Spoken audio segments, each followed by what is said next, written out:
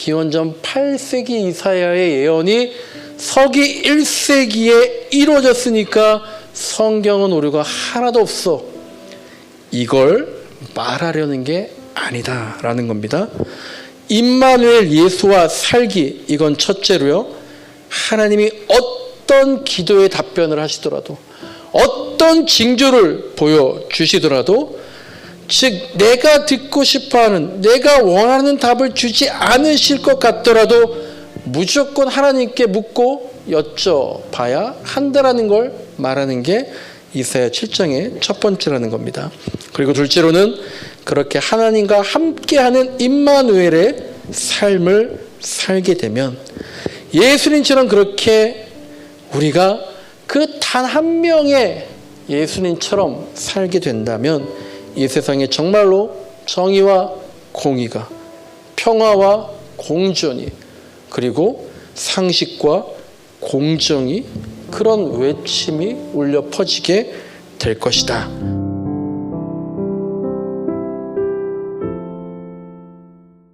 오늘은 이제 임마누엘 예수와 살기라는 제목으로 말씀을 나눌 텐데요. 대림절을 통해서 저희가 한 3번 정도 거룩하게 살기, 어떤 게 거룩하게 사는 것이냐, 세례교인으로 살기, 예수님이 세례받으셨다는 건 어떤 의미가 있느냐, 하나님 나라에서 살기, 하나님 나라는 오게 하는 것이냐, 가는 것이냐, 오는 것이냐, 그런 것들 말씀을 좀 역사적 배경을 같이 살펴보면서 나눴습니다. 오늘은 임마누엘 예수와 살기인데요. 임마누엘이란 것은 좀 아까 성경 말씀 보신 것처럼 하나님이 우리와 함께 하신다라는 뜻이고요. 예수님의 어떻게 보면 별칭이죠. 즉 예수님은 어떤 분이십니까? 하나님과 함께 하시는 분이다. 또는 예수님은 하나님이 함께 하시는 분이다. 이런 분이다라는 거죠. 오늘 우리가 읽은 본문은요, 성탄절이 다가오면 한 번쯤 보게 되는 그런 본문이죠. 이 본문의 핵심은 2가지입니다. 이사야 말씀 보시면요, 첫째는 예수님께서 남자와 성관계를 갖지 않은 동정녀, 즉 수처녀인 마리아에게서 태어나셨다라는 내용이 있습니다. 그리고 둘째로는 예수님의 탄생이 이미 700~800년 전에, 이사야가 기원전 8세기에 살던 선지자거든요. 이미 700~800년 전부터 이사야라는 선지자가 예수님의 탄생을 예언했다. 그게 실현됐다라는 것, 우리가 그렇게 크게 2가지로 알고 있죠. 근데 아쉽게도 이 2가지 내용은요, 신학적으로 따져보면 다 사실이 아닌 것으로 밝혀졌습니다. 성경을 연구하는 신학자들 중에 학문적인 양식을 갖고 있는 사람이라면 거의 다 이거 사실이 아니다라고 생각합니다. 대부분의 신학자는 오늘 본문을 보면은요, 여기서 말하는 처녀, 우리가 말하는 동정녀, 여기서 말하는 처녀는 동정녀를 말하는 게 아니다라고 말하고 있고요.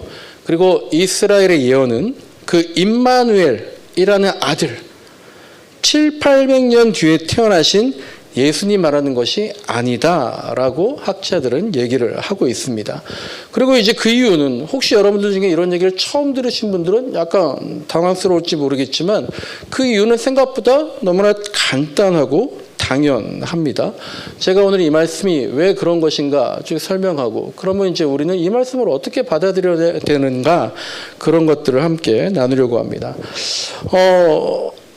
첫째는요, 번역이 잘못된 거예요. 번역이. 이사야 7장 14절을 보면은요, 처녀가 잉태한다고 나와 있죠. 그리고 마태복음 1장 23절도 보면 똑같이 처녀가 잉태한다라고 나와 있는데요. 우리말로는 둘 다 처녀죠. 그리고 여기서 말하는 처녀라는 것은 남자와 관계를 맺지 않은 그런 동정녀를 말하는 것이라고 우리는 그렇게 알고 있지만, 이사야 7장에 나온 처녀는, 저거 나눠드린 그 말씀 보시면 빨간색으로 되어 있죠. 히브리어로 쓰여져 있는데요. 그거는 히브리어로 알마라는 단어다라는 거예요. 알마. 이 알마는 무슨 뜻이냐? 여자를 나타내는 여러 가지 말들 중에 동정녀를 가리키는 말이 아니라 그냥 젊은 여자, 젊은 여인, 가임기에 있는 젊은 여인을 말할 때 알마를 쓴다라는 겁니다.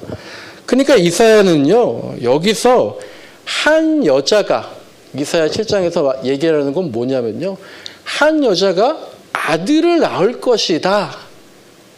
여기에 초점이 있는 거지 그 여인이 동정녀야 라고 하는데 초점을 둔 것이 아니라는 거예요. 반면에 마태복음에 나오는 처녀라는 것은요. 역시 여러분 프린트물에 보시면 제가 빨간색으로 표기해놨는데 이건 당연히 신약성경이니까 히브리어가 아니라 헬라어 그리스어죠. 그 그리스어로 파르테노스라는 단어입니다. 이 파르테노스란 단어가 바로 우리가 알고 있는 성관계를 가져본 적이 없는 여인 동정녀를 뜻하는 단어입니다. 그래서 그 프린트 보시면요. 마태복음 1장 23절에 처녀라고 해놓고 괄호에 동정녀라고 제가 써놨죠. 그러니까 옛날에 쓰던 우리가 옛날에 봤던 개역개정 성경은요. 처녀라고 돼 있어요. 근데 이제 우리 교회에서 보고 있는 최근에 많이 보고 있는 최대한 원어적인 의미를 살리고 그리고 구어체 번역한 성경, 새 번역 성경은요, 동정녀라고 번역을 해 놓은 겁니다. 자, 한번 잘 머리를 잘 따라와 보세요. 그럼 이게 왜 이사야는 그냥 젊은 여자를 말한 것인데 마태복음의 저자는 왜 동정녀라고 번역을 한 것인가? 이게 이제 우리가 궁금한 겁니다. 근데 이건 마태가 잘못한 게 아닙니다. 마태가 일부러 단어를 바꿔가지고 그렇게 쓴 게 아니라는 거죠. 성경을 보시면요. 여러분이 알고 있는 성경, 구약과 신약이 있는데요. 하나 모르고 있는, 처음 들어보는 성경이 있습니다. 그게 뭐냐면 바로 70인역이라는 성경이에요. 구약 성경은요. 구약 성경, 창세기부터 말라기까지 구약 성경은 유대인들, 이스라엘 사람들이 쓰는 히브리어로 우리는 뭐 들어본 적도 없지만 히브리어로 쓰여진 책입니다. 그리고 나중에 이제 신약 성경이 쓰여지는데요. 신약 성경은 헬라어라는 그리스어로 쓰여진 책이죠. 왜 이스라엘 유대인 사람들이 자기들 국어를 놔두고 히브리어나 뭐 아람어 그런 게 아니라 왜 헬라어로 신약 성경을 썼느냐? 이거는요. 지금 우리가 국제 공용어가 영어인 것처럼요. 당시 서기 1세기 때에는 아직도 알렉산더 대왕이 이렇게 놓은 헬라 제국이 영향력이 컸었거든요. 그래서 신약 성경은 헬라어로 쓰여진 겁니다. 그런데 이 구약과 신약 중간에 70명의 유대인 학자들이 번역했다라고 해서 70인역이라는 성경이 있어요. 그럼 기원전 1세기, 3세기 그 사이에 70인역은 어떤 성경을 번역한 걸까요? 당연히 그때는 신약이 없었으니까 히브리어로 된 구약 성경을 70인의 유대인 학자들이 헬라어로 번역을 한 것. 그것이 바로 70인역입니다. 그런데 그 구약 성경의 번역본, 헬라어 번역본을 만들 때에 이사야 7장 14절에 처녀, 알마라는 히브리어 단어, 그냥 젊은 여자를 뜻하는 이 단어를 헬라어로 번역하면서 파르테노스를 갖다 붙인 거예요. 동정녀란 뜻을 가진 파르테노스로 번역을 해버린 겁니다. 근데 이건요, 실수로 했다거나 대충 비슷한 뜻이니까 갖다 놓은 게 아니라요. 사실 좀 복잡하지만 분명히 의도가 있었던 거예요. 왜냐하면 유대인들은요, 성경을 번역하는 건 물론이고요. 그냥 필사에서 사본을 만들 때에도 엄청나게 경건하고 또 아주 정확하게 성경을 베껴 썼기 때문에 우리도 누가 성경 필사한다고 해보세요. 기도하고 필사합니다. 한자라도 틀리지 않게 쓰려고 합니다. 정성을 다해서 씁니다. 근데 이 당시엔 더했죠. 그러니까 이렇게 번역의 실수가 이건 실수로 한 것이 아닐 것이다 라고 얘기들을 하는 거죠. 우리가 이번에 한강 작가가 노벨 문학상을 받을 때 다들 얘기한 게 번역의 중요성이잖아요. 근데 지금 70인역이라는 구약의 번역본에서 중대한 그리고 의도적인 번역의 오류가 생겨서 우리에게까지 연결된 겁니다. 그리고 이제 서기 1세기 예수님 당시 신약 시대의 유대인들은요. 그러니까 1세기 예수님이 계실 때 마태라든지 베드로라든지 그런 유대인들이 구약 성경을 볼 때 바로 그 헬라어 번역본 70인역을 본 거예요. 그래서 이 이사야 7장 14절을 70인역에 쓰여 있는 대로 파르테노스, 동정녀 그렇게 알고 있었고, 마태복음의 저자 역시 구약의 이사야서를 인용할 때 원문에는 그냥 젊은 여자로 쓰여 있던 것을 70인여 개 쓰여진 대로 동정녀, 이게 맞는 건 줄 알고 그대로 마태복음의 저자가 인용을 했다는 겁니다. 하지만 애초에 70인역이라는 2차 자료가 번역을 잘못했기 때문에, 그래서 이사야가 동정녀 탄생을 예언했다? 그거 아니다라는 거예요.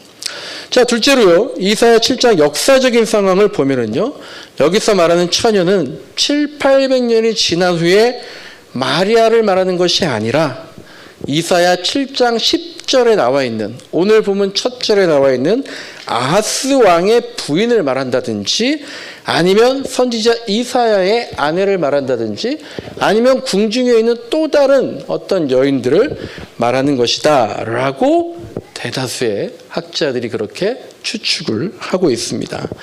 그러니까 당연히 누군지 모르겠을 그 처녀가 낳게 될 것이라는 임마누엘이라는 아이는 700~800년 후에 예수님이 아니라 기원전 8세기 즈음에 태어난 다른 아들을 말하고 있는 것이다. 모르겠습니다. 여러분 표정들을 보니까 어떤 분들은 생전 처음 듣는 얘기다. 근데 제가 상상해서 하는 얘기가 아니에요. 주석에도, 항상 보던 주석에도 이렇게 나오고요. 정말 극보수적인, 극우적인 어떤 학자가 아니라면 진보적인 학자든 보수적인 학자든 대부분 제가 지금까지 말한 사실을 인정을 하고 있는 거예요. 게다가 여기서 말하는 임마누엘, 즉 하나님이 우리와 함께 하신다라는 거는요, 하나님이 우리와 함께 하셔서 우린 좋다고만 생각하겠죠. 하나님이 함께 계시면 구원을 얻게라고 생각하겠죠. 하지만 그 구원을 얻을 것이다 라는 뜻만 있는 것이 아니라, 오늘 보면 7장 17절이나 나중에 8장을 쭉 읽어보시면요, 하나님이 우리와 함께 하셔서, 하나님은 지금도 살아계셔서 나쁜 왕인 유다의 아하스 당신을 이방 나라인 아스루 왕을 통해서 반드시 심판하실 것입니다 라고 이사야가 남유다 왕 아하스에게 얘기하고 있는 거예요.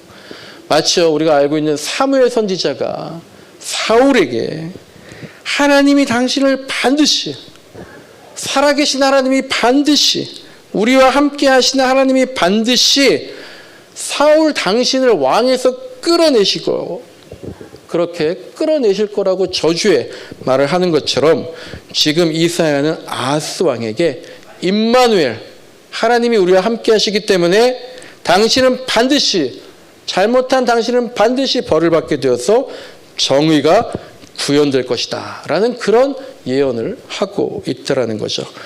그러니까 결론적으로 이사야 7장은 우리가 성탄절 때마다 봐야 하는 그런 본문이 아니다 라는 걸 지금까지 말씀드린 겁니다. 그럼 이제 우리가 궁금하죠. 그렇다면 왜 이 이사야 말씀이 마태복음 1장에 인용이 되었습니까?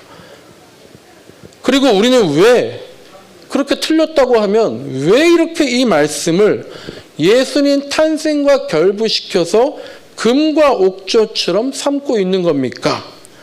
그리고 만약에 이 이사야 말씀이 예수님에 대한 예언이 아니라면 무슨 문제가 생길 것 같은 그런 궁금증들이 드는 거죠.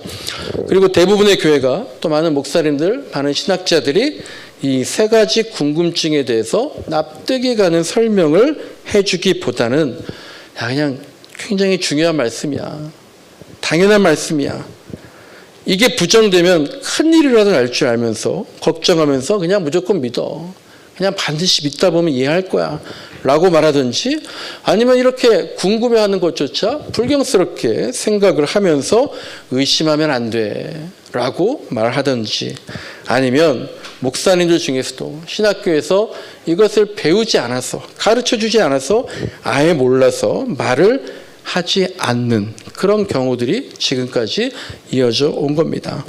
그렇다면 먼저 마태복음의 저자 마태는요, 왜 이 이사야의 말씀을 잘못 인용했을까? 아주 정확한 이유는 알 수 없습니다. 왜냐하면 그 자료가 굉장히 빈약하기 때문인데요. 다만 그나마 있는 자료들과 역사적인 상황을 가지고 추측할 뿐인데요. 그래서 그 추측을 첫 번째로 해본다면 당시의 위대한 신적 존재들은요, 특별한 탄생설화가 있었기 때문이라는 겁니다.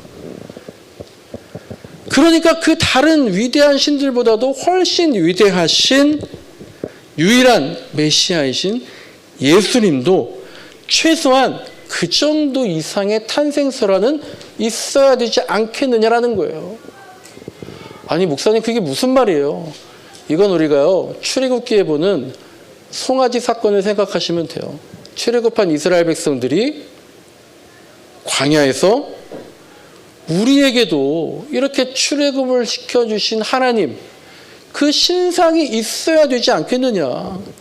아니 이집트에도 그 많은 신상들이 있는데 그들보다 더 뛰어난 하나님의 신상이 없다라는 게 말이 되냐?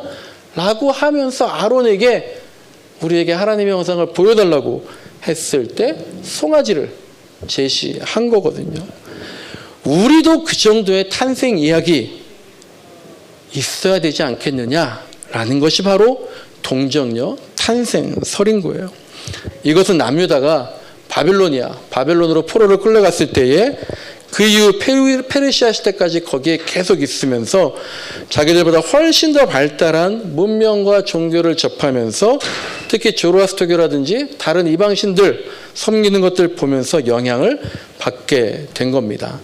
그래서 마태복음의 저자에게는요, 이런 동정녀 탄생설 같은 신비하고 특별한 출생 이야기가 예수님이 메시아라는, 그리스도라는 증거가 될 수 있으리라고 믿었고요.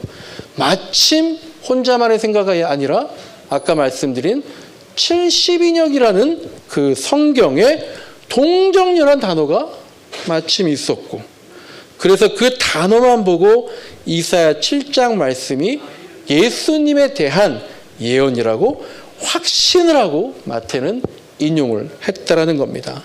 그리고 이건 마태만 그런 게 아니라요, 그 당시에 구약을 해석하고 인용하는 관습이요, 지금처럼 논리에 맞고 역사적으로 맞고 이거 생각한 게 아니라요, 그냥 단어가 유사하면 구약에도 이런 말이 있어 라고 하는 경향이 있었고요. 이런 현상을 학자들은 탈문맥적 인용이라고 얘기를 하는 겁니다. 그래서 그렇게 마태가 동정녀 탄생을 인용하게 되었다라는 것인데, 이게 또 나중에 1세기 지나면요, 마태나 누가 외에는요 이게 정말 중요한 거야 이런 생각들이 별로 없었어요. 그래서 이 파르트나스라는 단어가 1세기 이후에 다른 성경 번역본들을 보면 또 그냥 여자를 말하는 네이나스라는 헬라어로 또 대체가 되기도 한다라는 거예요. 그러니까 적어도 1세기 때는 예수님이 동정녀에게서 나야 돼, 이게 중요한 일이 아니었다라는 겁니다. 그럼 왜 이 동정녀 탄생이 2024년 지금 우리에게는, 그리고 초대교회 300~400년을 지나서 중세를 지나서 지금까지 한국 기독교의, 세계 기독교에 왜 이렇게 중요한 교리가 되었는가, 이게 궁금한 거죠. 근데 그건 생각보다 단순하고 분명합니다. 기독교가 서기 4세기에 로마 국교가 되면서 점점 성경에 대한 신학적인 작업이 진행이 되면서 교리라는 게 만들어지죠. 성경에는 없지만 성경의 여러 가지 말씀들을 조합해서 하나의 법을 만드는 게 바로 교리입니다. 그 과정에서 예수님에 대한 지나친 신격화 작업이 있었던 것이고요. 그만큼 예수님은 보통 인간과는 다른 신비롭고 기적적인 특별한 탄생의 배경이 있어야 했는데, 그러고 보니까 기원 후 서기 3세기, 4세기 교부 신학자들이 성경을 보니까 동정녀라는 단어가 있는 거예요. 그러니까 그걸 배경으로 예수님의 동정녀 탄생이 기정사실화됐을 뿐만 아니라 아주 중요한 거여서 사도신경에까지 들어가게 되었다라는 겁니다. 제가 좀 지나치게 말씀드리는 걸지 모르겠지만 어떻게 보면은요, 자료를 잘못 인용해서 잘못 인용한 가짜 뉴스가요, 그것을 근거로 여기에 있대, 이 잘못된 거, 그걸 근거로 또 다른 가짜 뉴스를 만드는 거예요. 그게 반복되면서 수십 년, 수백 년, 1, 2천년 지나니까 그거 진짜 아니야? 옛날에 그렇게 써있던데? 500년, 1000년 전 문서에 써있던데? 그러면서 진짜처럼 돼버렸다라는 거죠.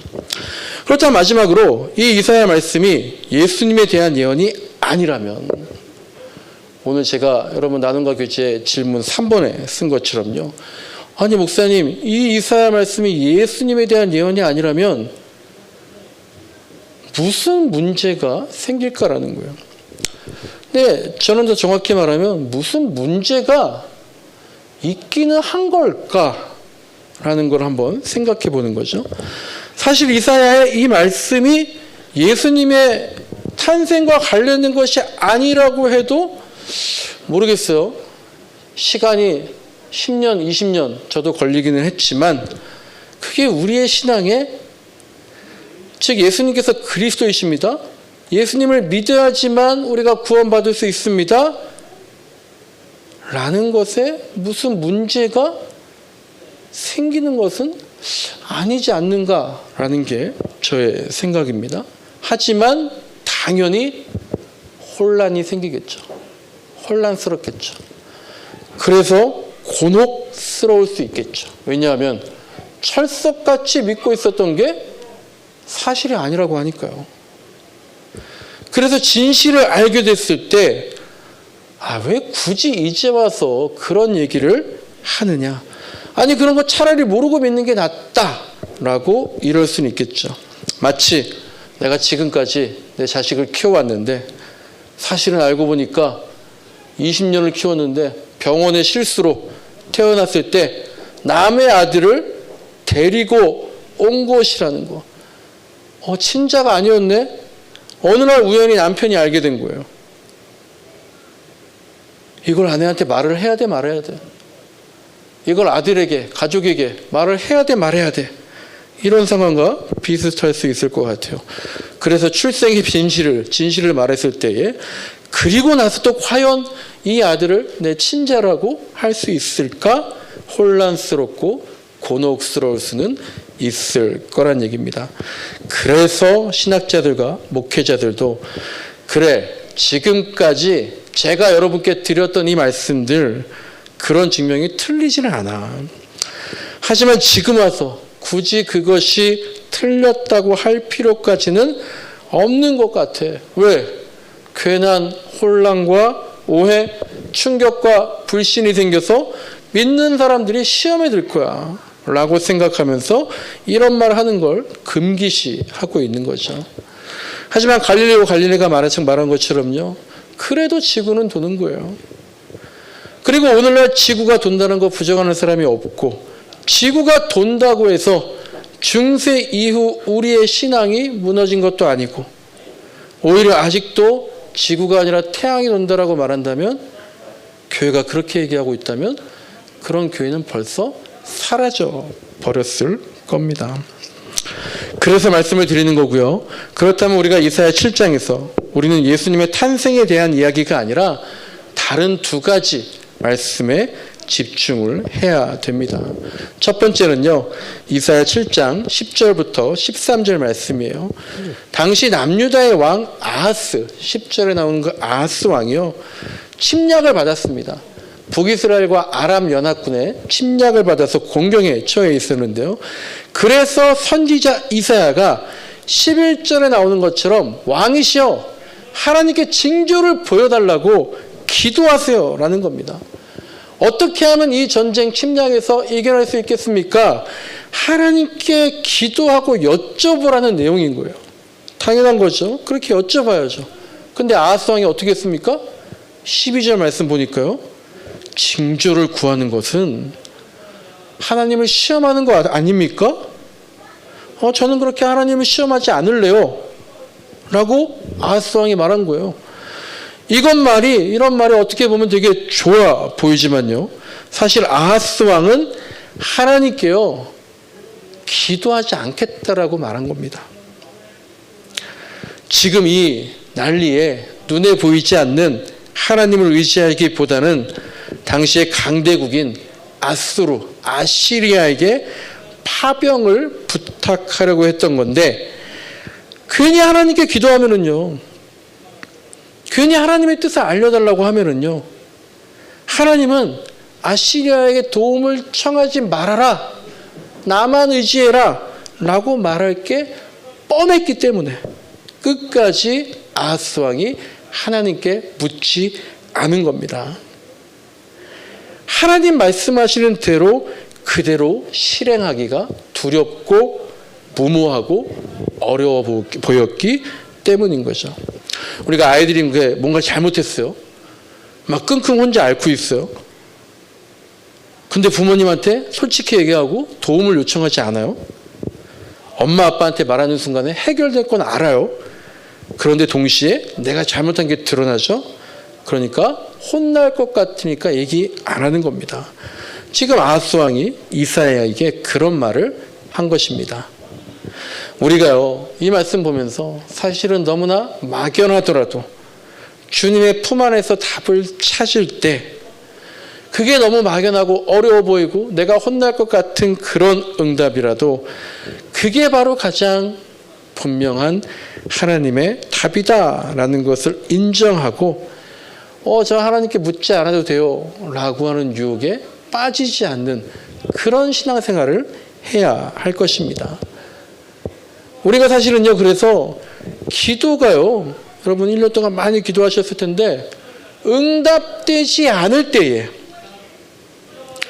내가 기도한 대로 답이 오지 않을 때에 사실은 그때 오히려 감사할 수 있는 거예요. 왜 그렇습니까? 내가 틀렸군요, 하나님. 내가 틀렸다는 것. 그리고 하나님의 뜻과 내 뜻이 다르다는 것. 하나님은 내 기도 제목대로 하기를 원치 않으시는구나 라는 걸 알게 된 것. 그래서 어쩔 수 없이라도 하나님의 뜻대로 쫓아가게 된 것, 그것에 감사해야 하는 것이죠. 근데 그게 두렵고 싫어서 지금 아하스 왕은요 아예 하나님께 기도하기를 거부하는 것입니다. 그래서 오히려 더 큰 심판을 맞이하게 되는 거죠. 이사야 7장에서 봐야 할 두 번째는요 바로 임마누엘이라는 단어입니다. 하나님께서 우리와 함께 하신다라는 거죠. 임마누엘 하나님, 아하스 왕이셔 하나님이 우리와 함께하고 계세요. 이것을 왕은 지금 믿고 있습니까? 이 말이 바로 이사야 7장의 핵심입니다. 지금 믿고 있어요? 하나님이 우리랑 함께 하신다는 거?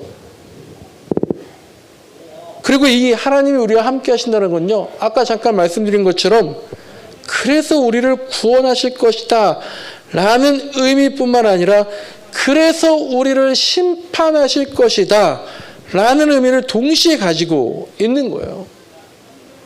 그걸 지금 왕이시여 믿고 있습니까? 믿음이 있습니까? 라고 이사야가 얘기하는 것이 이 7장의 핵심이다라는 겁니다. 지도를 한번 잠깐 보겠습니다. 하나만 띄워주시고요. 여기에 이제 보이는 붉은 점들이 뭘까요? 한국인데요. 이게 다 교회가 있는 데랍니다. 근데 정말 뭐 이렇게나 많을까 싶기도 하지만 그래도 이제 한국에 교회가 많은 것은 사실인데요. 이걸 제가 페이스북에서 봤는데 어떤 분이 그렇게 쓰시는 거예요. 교회가 이렇게 많은데 교회가 사실상 힘을 잃고 세상을 변화시키지 못하고 있다는 거예요. 예수님은요 임마누엘이시라 그랬잖아요. 하나님과 함께 하셨기 때문에 여기 한반도가 아니라 당시 팔레스타인 땅에 엄청난 도전을 주셨던 분이에요. 엄청난 변화를 이끄셨던 분입니다. 단 한 명 혼자서. 근데 지금 우리는 저렇게나 많은 교회가 있고 저 교회보다 훨씬 더 많은 그리스도인이 있는데 사람과 사회에 변화를 주기는커녕 오히려 욕을 더 많이 먹고 있을 때가 있다라는 거예요. 지난번 10월 27일 날 차별금지법 반대한다고 200만 성도가 모이자고, 그래서 세상을 변화시키자고, 나라를 새롭게 세우자고 그렇게 외쳐댔던 목사님들이 이번 12월 3일 계엄령 이후에는 아무런 말도 하지 않거나, 아니면 오히려 대통령을 위해서 기도합시다, 두둔하고 변명하는, 지키려고 하는 말만 하고 있기 때문에 저 빨간 점들이 다 소용이 없는 겁니다. 말씀을 정리합니다. 임마누엘 예수와 살기, 이것은요 기원전 8세기에 이사야의 예언이, 기원전 8세기 이사야의 예언이 서기 1세기에 이루어졌으니까 성경은 오류가 하나도 없어, 이걸 말하려는 게 아니다라는 겁니다. 임마누엘 예수와 살기, 이건 첫째로요, 하나님이 어떤 기도에 답변을 하시더라도, 어떤 징조를 보여주시더라도, 즉 내가 듣고 싶어하는, 내가 원하는 답을 주지 않으실 것 같더라도 무조건 하나님께 묻고 여쭤봐야 한다라는 걸 말하는 게 이사야 7장의 첫 번째라는 겁니다. 그리고 둘째로는 그렇게 하나님과 함께하는 임마누엘의 삶을 살게 되면, 예수님처럼 그렇게 우리가 그 단 한 명의 예수님처럼 살게 된다면 이 세상에 정말로 정의와 공의가, 평화와 공존이, 그리고 상식과 공정이, 그런 외침이 울려 퍼지게 될 것이다. 이게 바로 임마누엘 예수와 산다는 진정한 의미일 것입니다. 저와 여러분이 그렇게 하나님과 함께하길, 또 하나님이 나와 함께하시길, 그런 임마누엘의 삶을 살아서요, 이미 오셨지만 아직도 만나지 못해서 여전히 언제 오십니까? 라고 기도하고 있는 그 임마누엘, 그것을 우리가 체험하는 삶을 살기를 간절히 소망합니다. 오늘 같이 찬양할 텐데요, 백사장 고도소서 임마누엘인데요, 우리가 임마누엘 예수의 삶이 이 찬양 가사처럼 그런 그리스도인의 삶, 그런 하나님 나라의 삶을 살 수 있기를 찬양하면서 정말 소망하는 마음을 가지길 기대합니다.